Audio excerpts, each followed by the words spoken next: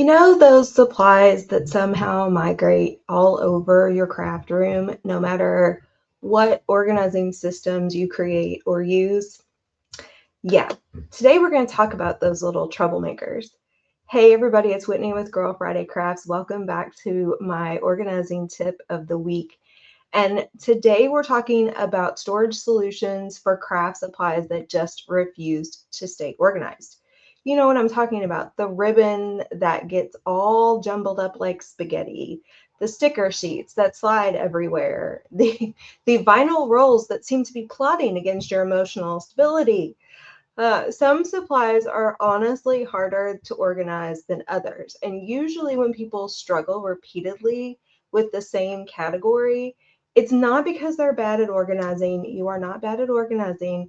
It's because the storage solution that they have doesn't actually match the quote unquote behavior of the supply. Yes, supplies have behavior. Uh, so today I want to talk through some of those common problem or troublemaker type of craft supplies and what kind of storage solutions or systems make them easier to maintain. Remember, if you've watched any of my videos before, we're not talking Pinterest perfect. We're not always talking about pretty. We're talking about functional and storage that you can realistically keep up with. So we talked about this before. One of the biggest mistakes that people sometimes make in organizing is trying to organize every supply category in the exact same way. Now, you have heard me before talk about using my seasons, colors, themes, alphabet across all my supplies.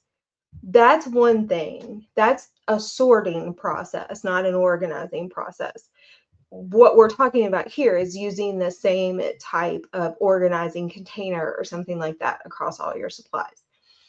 But your supplies behave differently. Paper stacks, ribbon tangles, embellishments scatter, tools tend to migrate, paints leak, vinyl curls up like it's possessed.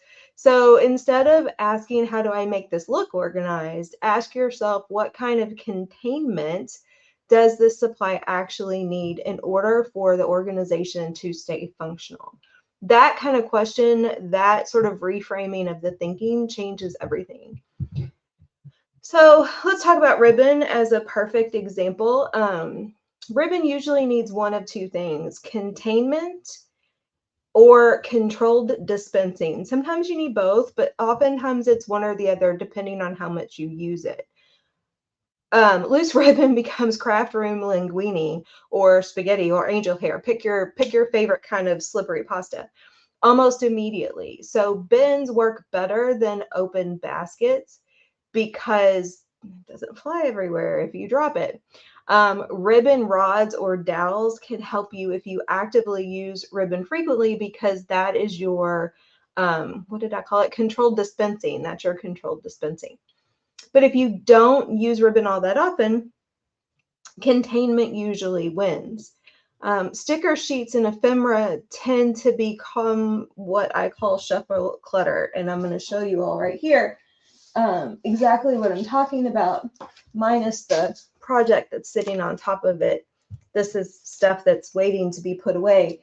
That is not an organization system. That's something that's going to fall off that table in about 5 minutes and end up all over the floor. So vertical storage works well for those kinds of things. Expanding files, magazine holders, project folders, binders with sleeves. It makes those supplies easier to see. Vertical takes up a lot less space sometimes than horizontal. And then you don't have an avalanche every time you touch something or try to move something. And we love avoiding avalanches around here because they just make a bigger mess. Tiny embellishments need boundaries, or they're just going to go off into the corners and hide from you, or create little piles that you have to go pick up later. If you put tiny things in giant containers, they instantly become visual clutter. This is where divided containers, small bins, drawer inserts, bead organizers really help. The things that look like almost like tackle boxes are great for small embellishments because you can get a lot in those boxes. And those little bitty teeny tiny containers make it really easy to sort and figure out what goes where. The bonus there is smaller containers limit overbuying, because eventually it makes your brain go, wait, I already own 47 resin strawberries. I don't need any more. Tools migrate because they're active supplies. So the question becomes, where do you naturally drop them? That's where they need a home. We've talked about this before, working within your natural instincts. So it's not a question of where your brain says they should go, but it's where your real life already wants them to go. So this is a huge mindset shift in sustainable organization. One of the biggest challenges or storage mistakes that I see crafters make is choosing storage based solely on appearance. Now, don't get me wrong, I'm all about a cute, inspiring, colorful craft room that represents who you are. And I love a pretty container as much as anybody, but we can make anything pretty. We're crafters and creatives. So if the system is annoying to maintain, your brain will eventually reject it. And you want to think about easy access, easy cleanup, easy visibility, low friction, and then you make the container that fits that pretty. Work the other way around. The easier it is to reset, the more likely you are to maintain it. And that's what creates a system that sticks. We've talked about that from the beginning of the year. So here's a really simple test you can use. If putting something away feels annoying, then obviously your storage system needs some tweaking. And that does not mean you failed. We are always tweaking, and tweaking is refinement. It's your system giving you more information, and it's you using that information to then make a better decision. That's troubleshooting, and that's perfectly normal, and it's some process that I encourage. In the video description, there is a troublemaker worksheet for you to use to walk through your supplies that are giving you fits, and ask you some questions to think about what the problem is and what might be a better storage option for you. And there's like 3 pages that kind of walk through 3 different processes. Actually, I'm sitting here talking about it, and I need to be looking at it while I'm talking about it so I can give you all an actual understanding of what this worksheet is. So it's the craft supply troublemaker audit. It's 3 pages. It's all table format. The first table is what supplies keep getting messy. So you've got a column for the supply, what's happening, why you think it's happening, how you're storing it now, and what a better solution might be. And I've got an example worked through there. The next page is a storage friction check. So the supply, is it hard to put away? Is it hard to see? Is it hard to get out when you need it? Are there other issues that it creates? Are you storing it close to where you use it, and a place for you to make some notes? Also got a example worked across there.